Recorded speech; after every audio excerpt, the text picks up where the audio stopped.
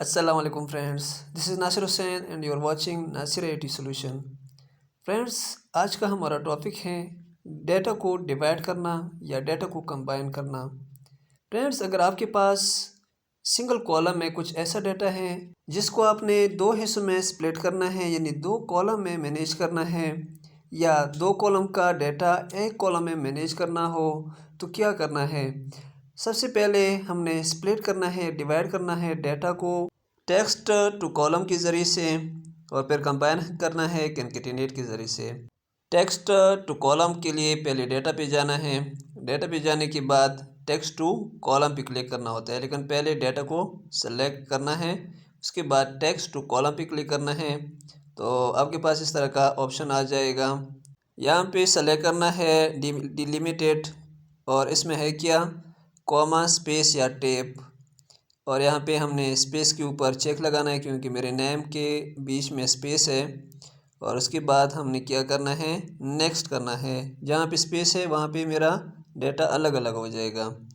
Destination पे click करना है, इस डेटा को सेलेक्ट करना है जिस डेटा को ऑलरेडी सेलेक्ट किया है, और फिर हमने दूसरी कॉलम को सेलेक्ट करना है कि हमारा डेटा यहाँ पे आ जाए और वहाँ पे भी अपना रह जाए, डिलीट ना करना, ओके करना है। तो देखिए मेरा फर्स्ट नेम फर्स्ट कॉलम में और सेकंड नेम सेकंड कॉलम में आ गया। तो ये था हमारा डेटा सेपरेशन या डेटा डिवीज़न। दूसरा तरीका है कॉन्कैटिनेट, इसके ज़रिए से हम डेटा को कंबाइन कर सकते हैं। इज इक्वल टू कॉन्कैट, इसके साथ भी हम डेटा को कंबाइन कर सकते हैं, या कॉन्कैटिनेट के साथ भी हम दो डेटा को जोड़ सकते हैं, दो नाम को जोड़ सकते हैं।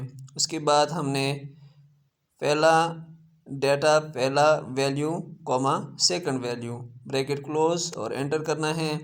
अब इसका काम था एक जगह करना, लेकिन इसके बीच में स्पेस नहीं है, अलीबट के नाम के बीच में स्पेस नहीं है। स्पेस पैदा करने के लिए क्या करना है, first data comma double quotation, जो स्टार्ट वाली डबल कोटेशन है वो लगाना है कॉमा के बाद, फिर स्पेस देना है, स्पेस डबल कोटेशन क्लोज, फिर कॉमा लगाना है, और अब इसको एंटर करना है। तो इन दो डेटा की, इन दो वैल्यू के बीच में जो स्पेस है वो पैदा हो गया। तो ये था हमारा डेटा कम्बिनेशन। अब इसको हम नीचे ड्रैग कर देते हैं डबल क्लिक के साथ। तो हमारा जो डेटा हमने अलग किया था उसी डेटा को हमने जोड़ दिया कॉन्कैटिनेट के थ्रू। इसी तरह हम %% के साथ भी अपने डेटा को, वैल्यू को कंबाइन कर सकते हैं। सो फ्रेंड्स, उम्मीद करते हैं आज की वीडियो आपको अच्छी लगी हो। अगर वीडियो अच्छी लगी है तो वीडियो को लाइक कर दें, और अगर फर्स्ट टाइम मेरे चैनल में आए हैं तो चैनल को भी सब्सक्राइब कर दें। Thanks for watching.